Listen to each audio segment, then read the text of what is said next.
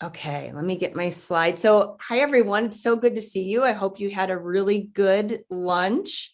So we have I have 20 minutes. I think it's 20 minutes to present, and then the rest of the time for us to talk and process and ask questions. So let me just do a quick introduction. My name is Kim St. Martin, and I'm the director for Michigan's MTSS Technical Assistance Center. And I'm here to talk about reconceptualizing MTSS learning to maximize impact. And the impact we're talking about is the impact on student outcomes. So my main goal is to describe a bi-directional, so two-way, go up the triangle, go down the triangle, a bi-directional MTSS professional learning model that will result in greater student outcomes in a shorter period of time than a more traditional MTSS professional learning approach.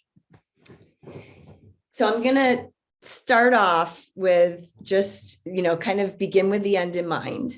So this is real data.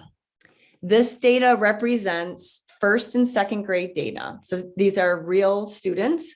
The image, the data slide on the left, this is first year, end of year benchmark data. The image on the right is second grade. Each of those gray dots represents an individual student.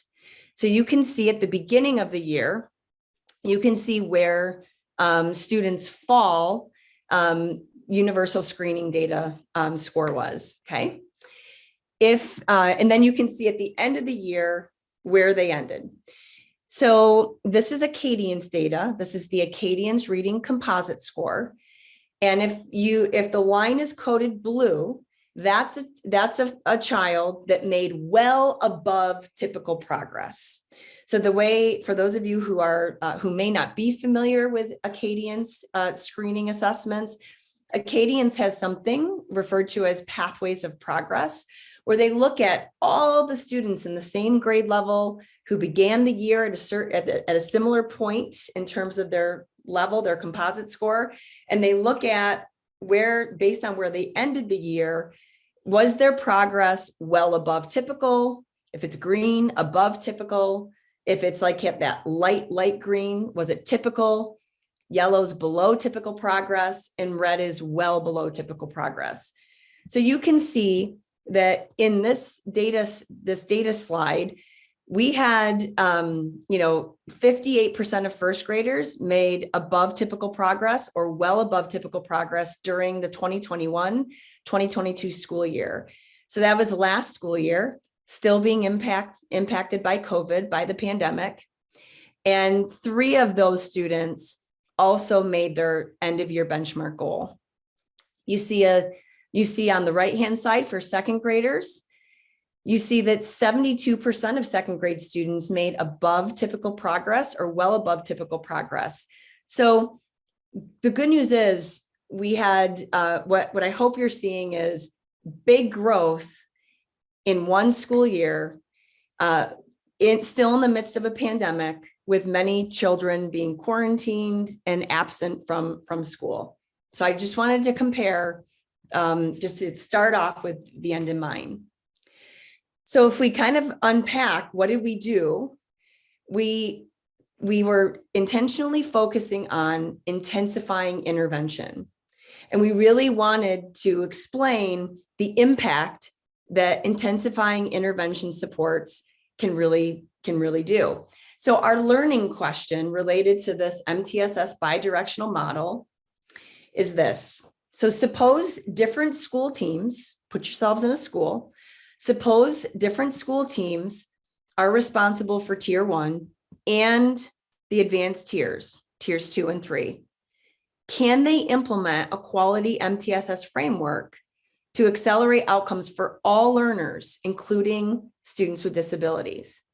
So this learning question was tested in one district and its 3 elementary schools.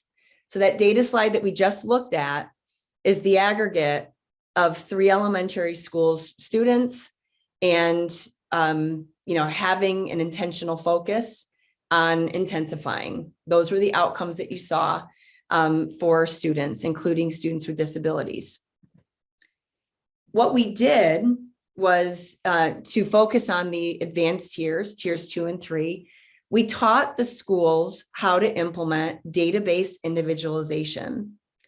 Database individualization is a process for intensifying instruction. So the acronym is DBI. I know some of you on the call are very familiar with DBI. Some people also refer to this as intensifying intervention instruction. So there are 5 steps to DBI. 2 of the 5 steps fall into the category of tier 2. 3 of the remaining 5 steps, which you see bracketed on the right side of the screen, are categorized as tier 3. So the 5 steps that we taught the school in relationship to thinking about how to intensify intervention instruction was to start with implementing a validated intervention program. This is a standard protocol intervention. It is scripted, so it includes the instructional language that teachers would say. It would supply the guided practice opportunities, would give the teacher the language to affirm and provide informative feedback. The skills are very much sequential. The instruction is explicit. And so that's step number 1. So any child who's accessing intervention, they access intervention and receive a validated intervention program, standard treatment protocol. Do it as intended. That's what we're getting at. Students' progress is monitored. That's tier 2. If students don't respond, so we look at the instructional response. If they're not responding as we would have expected, that's when we go down into what would be classified as tier 3, the most intensive level of support. We collect diagnostic data, which could include looking at your progress monitoring data diagnostically, or maybe additional data. We design and implement an adaptation. So we make a change, we adapt the standard protocol intervention based on the data that we're seeing from the student. We make a change, and then what's happening at that point is we're still using the intervention curriculum resource plus the additional adaptations to make the instruction more intensive, more robust. We monitor the student's progress, and we again ask the question, what's the instructional response? Responsive or non-responsive? So here's the demographics of those 3 elementary schools. So you can see the grade levels, the locales. This is a rural district. You can see their enrollment, and you can see the students with individualized education plans. Okay. So 3 elementary schools. So in terms of where at the beginning of the 2021-2022 school year, this is the percentage of students in 1st and 2nd grade that needed to access tier 2 intervention, or that step 1 of the data individualization process. 78% of 1st graders needed to access intervention. 67% of second graders needed to access intervention. So many people are accustomed to hearing, you hear teachers and folks say, we had an inverted triangle. This would be an example of the inverted triangle. So this is a high percentage of students that needed intervention supports. So let me pause right there and get some of your reactions based on what you just heard. The data, begin with the end in mind, the impact of intensifying intervention instruction, the percentage of kids that needed to access intervention. What are some of the thoughts that are going through your mind or questions that you have? Feel free to open your mic, add to the chat. I'm just thinking around the number of staff required to do those interventions effectively. Okay, I'm looking to see who was that. You, Tammy? It was me. Yes. Gotcha. Okay, sorry, I needed to stretch out my Zoom screen. Yeah, it took quite a bit. They had a lot of instructional assistants or paraeducators. Special education teachers were also delivering the intervention instruction with the students with disabilities that were on their caseload. Absolutely, there was a lot of human capital that went into that. Anyone else want to share their thoughts or reactions? Hey, this is Andrea from Georgia. Along the same lines, thinking about like the other infrastructure that goes with that besides just staff, sometimes the cost of the intervention itself, if it's per pupil, the scheduling, just all of those things that we sometimes hear, at least in Georgia, as being barriers when we do have this inverted pyramid. Yeah, absolutely. Absolutely. So when we think about this notion of an alternative model, and let's juxtapose that to the traditional model for a multi-tiered system of support, the direction that we're moving as a technical assistance center through our newly awarded state personnel development grant is a bi-directional model. We're going up the triangle and down the triangle simultaneously. So let me just define what I mean by the traditional approach. And I'm going to ask you, we're going to have a pause and reflect. And I'm going to ask you to reflect on your schools and districts in the spaces in which you're situated within your state. To what extent do people still hold on to the traditional approach to MTSS versus moving towards an alternate approach or a bi-directional model? So the traditional approach, I'm going to age myself, even back to the response to intervention days, was you must have a strong tier 1 before you can work on tier 2 or 3. And there was a lot of professional learning in how to strengthen tier 1. So teachers had access to professional learning and best practices. Back then we called it the big ideas of reading, right? They were implementing the big ideas of reading. Then grade level teams had professional learning and how to use their aggregated grade level data. And based on the areas of need, some potential opportunities to strengthen tier 1 was supplemented. But that work in the traditional model, depending upon the space in which you were situated, could have been 2 years of professional learning. Two academic years would go by where we're still in the space of tier 1. The traditional approach typically didn't include students flexibly moving through varying levels of support, meaning you had children who began the year in tier 2, and by the end of the year, it looked the same. They were still in a tier 2 intervention, but nothing noticeably different was happening in the instruction. And when you're looking at the data, it was somewhat flatlined or trending downward. The general education teacher was typically responsible for tier 2. Tier 2 happened in small groups during reading instruction, and special education staff are outside of the MTSS system. So I oftentimes have people say, we're implementing MTSS and then there's special education, or they viewed MTSS as a vehicle to which students could receive or become potentially tested and eligible for special education services. So the problem with this traditional approach is that the tier 1 problem was never really solved. And, for those of you who are my reading colleagues, my reading peeps on this call, many of you probably listened to Emily Hanford's Sold a Story. I mean, we have people that are using curriculum resources that do not include evidence-based instructional procedures and methods.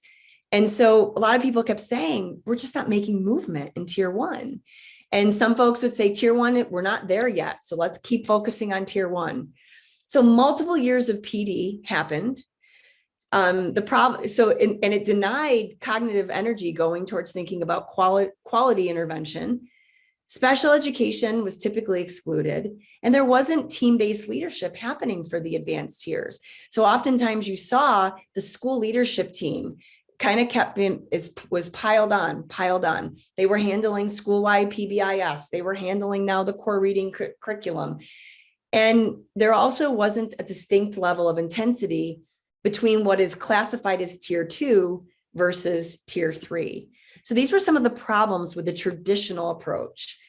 So I want to pause and reflect and hear from you guys, what elements of a traditional MTSS approach are currently present in your districts and schools in your states? Feel free to add to the chat, open your mic. What are you seeing? I'll go back to the traditional approach slide. So this is Tina from New York, and I will say basically everything you just said is the truth. We have, even now in our networks, folks that strongly believe that you must have a foundational tier 1 before anything else can happen. Yeah. And like, it's almost like you've got to begin there and you can't move on until it's almost fixed, right? Absolutely. Yeah. Who else wants to piggyback off of Tina? Well, just thinking when you mentioned the inverted pyramid and stuff too, when you have, if 80% of your kids are in tier 2, that becomes your tier 1. And so that's some conversation we've had. I think for us, so many years, a lot of our school districts were focused on tier 2 and 3 and kind of like, so we have had to go back and reemphasize it is important to have a solid tier 1. So I think sometimes it's the opposite problem is they're so focused on the interventions and the supports that they have lost, like that you have to focus on all 3. Like that it's not a chicken and egg scenario, that it has to be and using where your students are at. But I think thinking too of how Title I is really structured as like that year-long title or tier 2. And a lot of people associate Title I services. So then what does it look like if school doesn't have Title I? And just that, again, that like you said, they're in it for the year. Yeah. Sarah, go for it. I saw your hand up first. Oh, great. I was thinking, sometimes for an individual student, they may be in one place for reading and a different tier for behavior or math or some other thing. It's not like you're all in, right? It could be, this is for reading and that's for social skills or something else. Yeah, in the traditional approach, if I had enough words or space on the slide, Sarah, I do have like when that students are not their tier, right? Students are not their tier. And sadly, I even still hear people say, well, the tier 2 kids or the tier 3 kids. And I proudly say I would have been a tier 3 student for math, but I would have been an above average, tier 1 kiddo when it comes to reading. So yeah, your point is well taken. Scott, what were you thinking? You had your hand up. Yeah, no, I just am thinking about this through the lens of behavior, and we see a lot of the same thing. I think a couple of different thoughts that I had. I think one, even from say like our organization, I think our tendency is to go back and say, well, we really need to work on tier 1 because of of certain things, and we know that tier 2 and tier 3 are harder, but I think that sometimes is almost something we do. I think a lot of times schools will see as we start to work on tier 2, we recognize the gaps that we have in tier 1, and it allows us to then go back as we're technically layering up of a tier 1. So that's where your kind of the problem is never solved, and we continue to do that. And then I just think I think the biggest struggle we see is the lack of emphasis on tier 2. I think we do some good things at tier 1, and then we jump to tier 3, and we don't utilize the power of really solid tier 2 systems. Yeah, thanks for sharing that, Scott. Any other thoughts? Just building on what Scott just said, to me, tier 2 could have a whole bunch of different groups, different kids, different strengths, different strategies, right? It's targeted groups, but it's not just a group. It's not just one thing. It's a whole bunch of different things, depending on the needs of the target audience. Yeah, I mean, you're right. I mean, how do we use the data? Like Sarah, like you're saying, how do you use the data to make sure we're appropriately placing students into intervention supports that aligns with, it builds upon their assets and aligns with their specific areas of need? Yeah, great point. Andrea, what are you thinking? I was just going to add that last point you had about special education being really distinct from MTSS, and how in Georgia, we've worked really hard on what you mentioned to make sure MTSS is not viewed as the pathway to special education. Right. But as a result, sometimes that means that now special education is not involved maybe in the way that it should be. So I think that's a tricky balance we're still working on. And I'd be, curious on what you share on that. This idea of it's not the pathway, that's not its sole purpose, but also it does have a role in it. So so that main slide, that first data slide that I showed, I do just want to go back to it for a moment, because our state systemic improvement plan and our SIMR is focused on implementing database individualization. So database individualization, so these kids, what we're looking at here, 64% of students, these are the 64% who were included in our SIMMER denominator. So 64% of the students, 36 of 56 made above typical progress. This included students with disabilities at the first and second grade level. And so your point is well taken, Andrea, that it isn't the MTSS as a path to special education. Special education is very much included within the MTSS framework. Absolutely. Yeah, Scott, go for it, my friend. Yeah, sorry, I have another one, but we see that all the time too in Nebraska. So we'll have like students with, say, maybe who are verified with a specific learning disability in reading, Yeah. and behavior starts to pop up. A common response is, I'm going to add a behavior goal to their IEP. So when we think about access, they truly aren't receiving access to our multi-tiered systems that support that way. So Right. that's been a big struggle. Sorry, thank you. No, so the alternate approach, because so Scott, I'm going to circle back around in a few minutes about behavioral supports. And when we think about the variables, so think back to that database individualization graphic. When, let me just go there so you guys can see it. Sorry I hope I'm not making people sick. Okay. So when we think about standard protocol interventions being used, including for students with disabilities, progress monitoring is happening. We're looking at instructional response.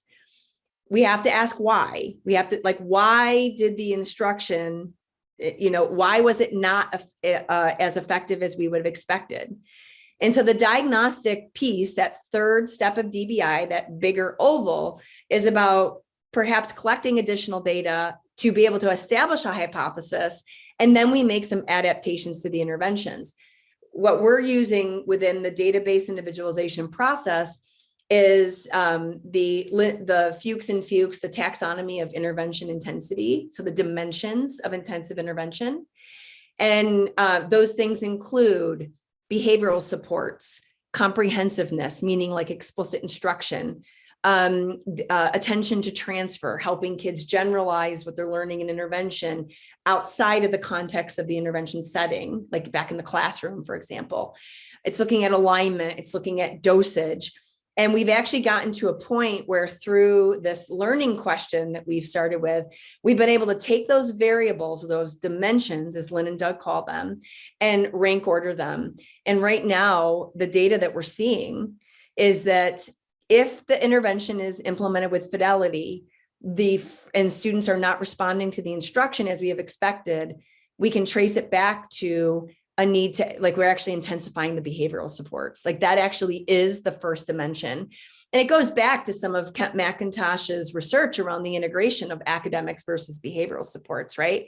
And so I want to give a nod to what Scott is saying, that we're seeing that bear true in the intervention data, that we have students that aren't they're not responding during instruction, they're not verbally or physically, they're not attending. And in some cases, they're looking to escape or avoid the intervention instruction. So we're having to address the behavioral supports, and that's concurrent with the academic intervention. But that is where we're going with the alternate approach. What are we doing for students? How are we engaging the teaming structures? What are we allocating the resources for? So when we're talking about this alternate approach, we need to really ensure that students are flexibly moving along varying levels of support. So we don't want kids just starting in tier 2 and in a tier 2 reading intervention and remaining there the entire year without anything noticeably different happening. All students access the supports that they need when they need them. We focus on instructional problem solving, not student problem solving. We're trying to shift the thinking, right? It's not the student that's the problem. It's the instruction that's the problem. And so we're going to control the controllables. We've got to focus on the structures, the systems we're putting in place, and the instruction to build upon the assets of students and be able to meet their unique needs. Students with disabilities are fully integrated. The teaming structures, there are 3 teaming structures that are needed in this bidirectional model. So the work professional learning in the universal tier, tier 1, and the advanced tiers is happening simultaneously. So you have a multidisciplinary team. That team is the team that is going to hold the baton, work with the principal, and attend to the advanced tiers. They're going to figure out the decision rules around how students gain access to intervention. How do you work with district leaders to select a high quality, we refer to it as an intervention platform. It is the foundation or the platform by which the first step of DBI can be implemented. And this multidisciplinary team is looking at grouping procedures. How do you place kids into the intervention? How do you make sure that the progress monitoring data is being collected? This team is looking at data to make decisions and to determine when either a group intensification needs to happen because the whole group isn't responding to the instruction as intended. Or if there's a few kids, like 1 or 2 kids, then they have to look at that data and say, okay, we're ready for an individualized intensive intervention plan. The grade level teams, or to my Ohio colleagues, they call them the teacher-based teams. They are focused on the universal tier, which, by the way, includes students who are accessing intervention and students with disabilities. So just because I refer to it as the universal tier, some people mistakenly believe that that means kids that are on or above grade level. And so we've got to work with the grade level teams and the teacher-based teams to help to work with teachers to meaningfully differentiate and scaffold tier 1 instruction so that kids' needs are being met. And neither team is more important. The school leadership team is still looking school-wide. It's as if they are on top of the school, they lift the roof off, they look down, they are still a part of this, but we're engaging the grade level teams and now this multidisciplinary team. And neither team is more important than the other. For those of you who are like reality TV junkies and like Dancing with the Stars, it's like a well choreographed dance where each has to know the moves and you're not stepping on each other's toes. Regarding the resources, all kids receive tier 1. There's carefully chosen interventions that are identified in the intervention platform. So there's decision rules around how kids get access, the progress monitoring guidelines, how they could exit, and what is needed for parent communication, engagement, and permissions. There's validated assessments that are used to screen and monitor student progress. And these decision rules are used to guide the team in making decisions about proceeding down those steps of database individualization or proceeding from what's known as tier 2 to tier 3. So I want you to think about your space in which you're situated, your state or schools. What opportunities and potential challenges may exist in supporting this alternate approach? So meaning you've got multiple teams now accessing professional learning at the same time. Some are learning about high quality tier 1. Some are also learning about an intervention system or the advanced tiers. What are you guys thinking? Let me check my chat. Oh, Tina said truly goes back to individualizing for students, all students. Yep. Meredith agrees. Yes, it does, Tina. And some students may need the support for their entire school career. And absolutely, that is okay. Oh, so Cindy, go for it. Oh, I'm sorry. Who was just saying that? Cindy can go first. Go for it, Cindy. Do you want to talk about communication and the challenges? I just know when you have multiple teams working in a school that communication has to be so spelled out. When are we going to communicate with the others? Who needs to know? What do they need to do with the information? And I just see that as in as quickly as people are moving and trying to get their jobs done and making sure the sub has what they need. I just see that the communication is a big challenge. Thank you for that. Tammy, you've got your hand up. What are you thinking, friend? I was thinking of like really small rural schools, what we find even when with our systems approach, like our district implementation team, there's sometimes a lot of overlap even with building implementation teams and then going down to those teacher and grade level classroom teams. But I think that's as always a rural school challenge with personnel. But I think kind of as what Kristen put in the chat too, is that we have new teachers coming in that have no background in a lot of this knowledge. So we have to build some background knowledge before they can implement the system, but just having that in our small rural schools, the people willing to be on the teams are often on every team. So streamlining those teams would be what would happen a lot in Montana, I imagine. Yeah, I just want to give voice to Kristen, to your comment. Foundational understanding for all. That could be a barrier, particularly when we have a lot of emergency certified educators in classrooms. Absolutely. And I'm seeing lots of head nods. Scott, you want to share? No, it's kind of the same point of the smaller, rural schools where you see some overlap. So I was really interested in that you talked about kind of maybe transferring universal or tier 1 to grade level teams. And I'm kind of just curious of what that looks like. Yeah, well, I mean, what that looks like is guided professional learning for grade level teams and understanding their data and being able to know how to the words we're using are prioritize versus pause, things that are in their curriculum resources for teaching reading. So based on the data, what do you prioritize for whole group and for small group? And I'm just going to be honest, in traditional MTSS approaches, I'll speak for myself. I don't think we gave enough time to truly teach grade levels how to use their data and adapt the instruction based on the data. So this current SPDIG that we're focusing on, we're absolutely spending more time closer to kids, giving educators access to the professional learning, working with the multidisciplinary team and understanding how to intensify, and working with grade level teachers and thinking about their class instruction. Go ahead, Sarah, you've got your hand up. I have a question. I was going to say communication.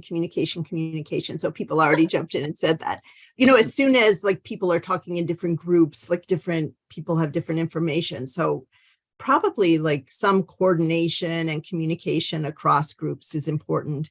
The other thing I was thinking is, my question to you is, would you say that some groups are about addressing kid needs and maybe the school-wide is about addressing the system and the process? So not that it's like there are two different things. One is about how we work together school-wide, and the other one is about use of MTSS for individual kids or groups of kids or whatever. Yeah. What are your thoughts on that? Well, so when it comes to the multidisciplinary team, they actually have to manage both. And what I mean by that is we have the multidisciplinary team manualizing or documenting the decision rules and the processes. So we call it the intervention system. It's not a sexy or glamorous term, but I actually have a worked example if you guys wanted to see what it looks like at the elementary or secondary level. But but you're right. They've got to think school-wide. How are kids getting access to intervention?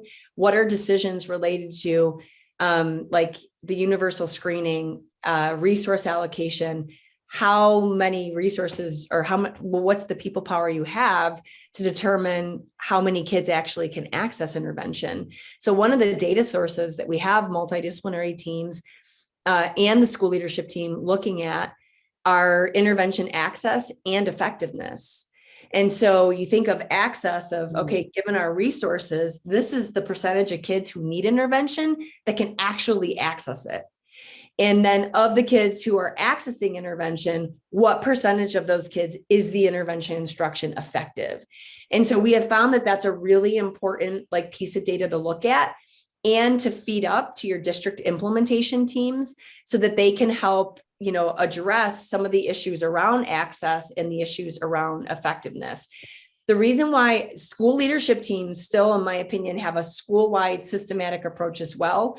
But what we're seeing is that so much is being put on school leadership teams related to the social, emotional, behavioral supports. And for non-classroom settings, classroom settings, they layer on tier 1 reading MTSS efforts. We have quite a few years of data that just showed that the school leadership teams weren't completing the activities related to the intervention system. They didn't have the bandwidth for it. So we're really engaging the multidisciplinary team to take that systemic approach and the individual kid approach.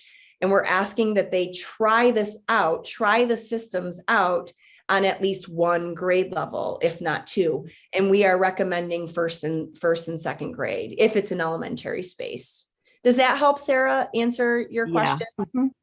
I mean, I think there is one team that is about like, what do we have to do system wide? So we need to address math. We need to address reading. It's not like they have to do it all themselves. They just are sort of the coordinating body who ensures that new staff get trained, that, you know, all of the parts are working together. That's what I was thinking. And it sounds like you have that in. Yeah. Yes, in theory, but you know what confuses Right. the water?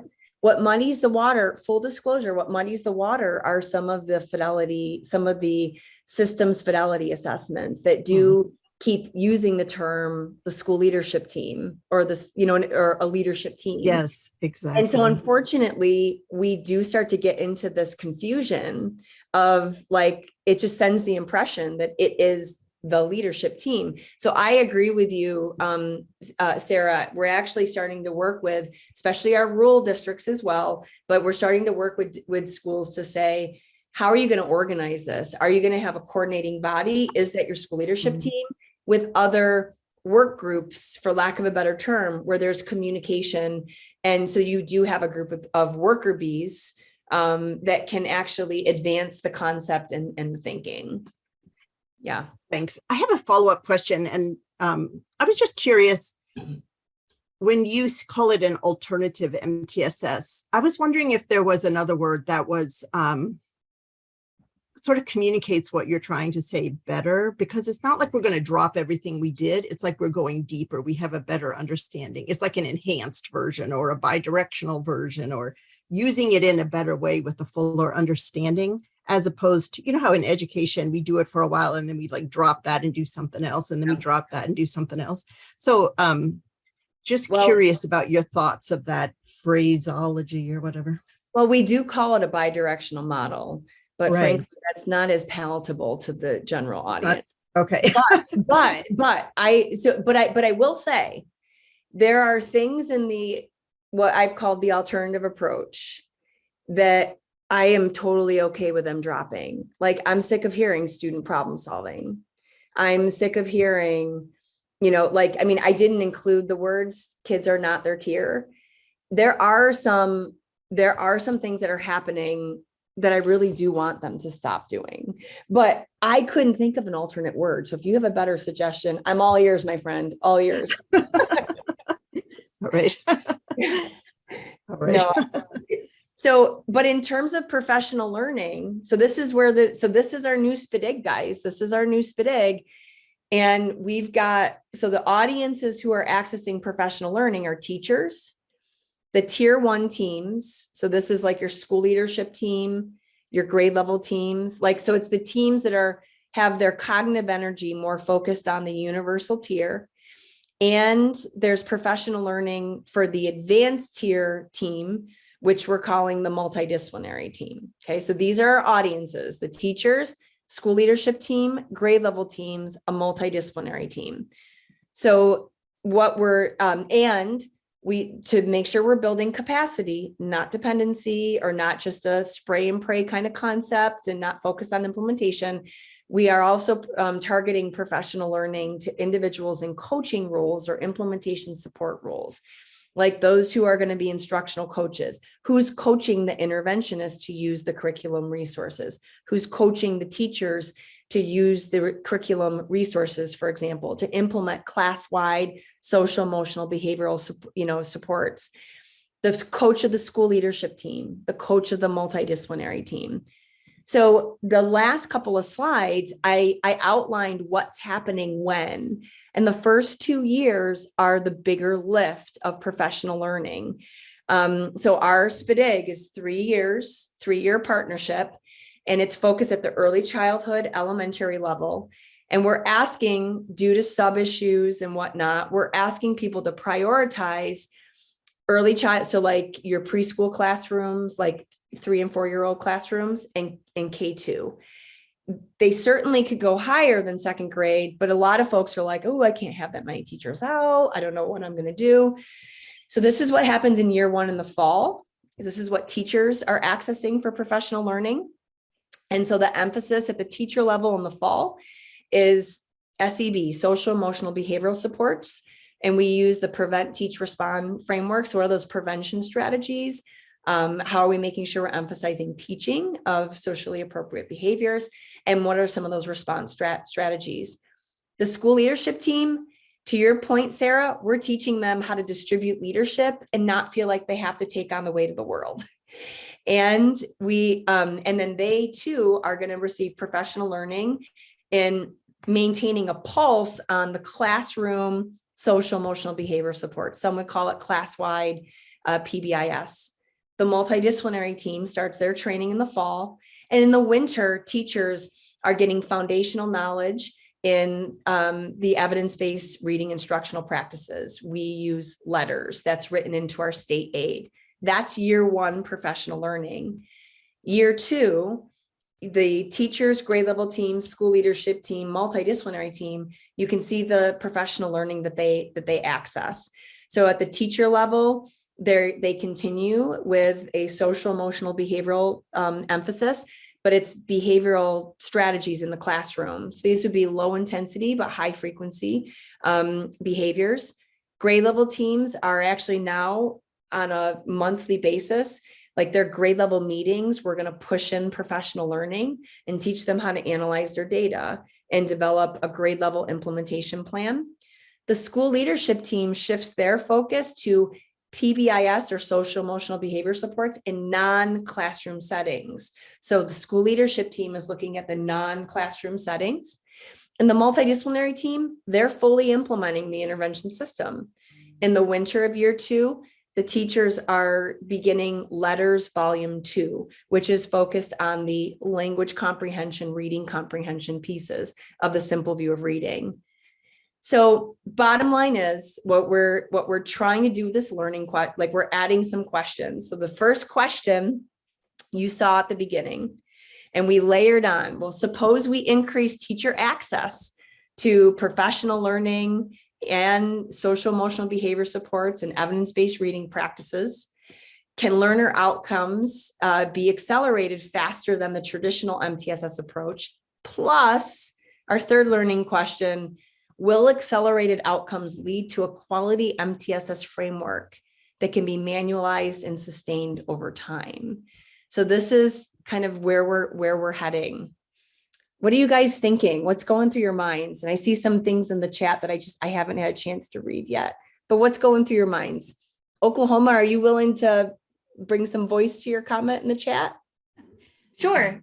We just had a question because this is a really comprehensive sequence and there's a lot of information that happens in each year. So do you all have a plan for onboarding or a recommendation for your districts on how to onboard professionals who potentially weren't there in year one or professionals who have switched roles or switched teams? Well, yes. So our intended audience for this SPDIG, our state refers to them. So those would be SI identified districts that have comprehensive support and intervention schools. So they've been CSI identified. We refer to them in our state as partnership districts. They do have a high amount of turnover. The same professional learning is going to continue to rotate on an annual basis. So as new staff come in, the sequence from year one will continue to be delivered. And so you can plug staff in. We are prioritizing the scheduling and when we would offer it to work. Like a lot of folks do want after school because no one can get subs. So yes, we're going to keep rotating the professional learning to help with the staff turnover. Does that help answer your question? It does. It definitely does. It leads me to a follow-up question though. So I'm so sorry. So how many years of support are these districts getting? So they are 3 years with us. However, because we're also the state supported technical assistance center, even if you're not a formal SPDIG partner, we're offering the same professional learning accessible to the state. So we're actually able to leverage our IDEA Part B flow through dollars that funds a portion of our TA center to make the learning sequence the same and to increase access. So even if it was like 5 years down the road and the 3 years had passed, they would still have a vehicle to come in and access the same learning. And we offer additional professional supports too. What I didn't say in here is that we've got a variety, we call them we haven't landed on the term power hours or office hours, where it's like an opportunity for people to come in, drop in Zoom, bring real issues and, concerns, and you've got staff that can help be a listening ear.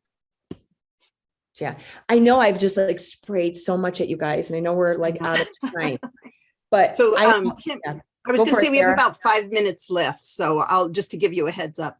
There was a good. couple of questions about how you teach people to make decisions. You mentioned decision rules or something. Like, Yes. can you Yes. talk about that for a sec? Not only can I talk about that, I'm going to show you a slide because that's how excited I am about it. Like I get geeked out when it comes to all of the, okay, let me just open. So yes, we teach decision rules out the wazoo. I'm just being honest. Like we like flow charts and we like decision rules. Now someone asked if I could put in the elementary example, the intervention system. I'm getting that. I'm going to drop it in the chat and I'm going to open that up. Let me just get the right one. I just need to go down to my ease. Okay, I'm going to hopefully I can add this to the chat. So hang on one second.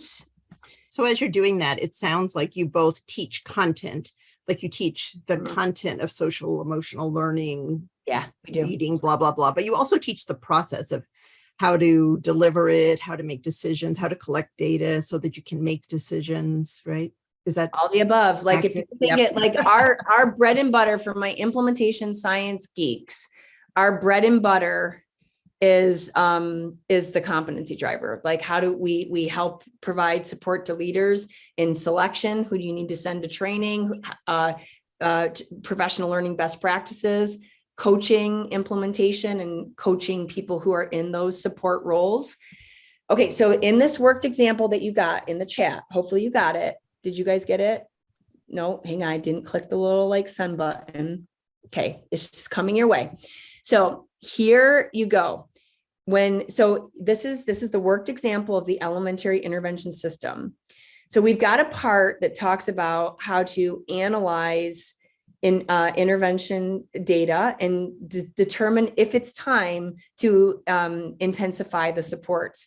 So this is an example of one flow chart. And these are based on real situations, which is what caused us to do these decision rules.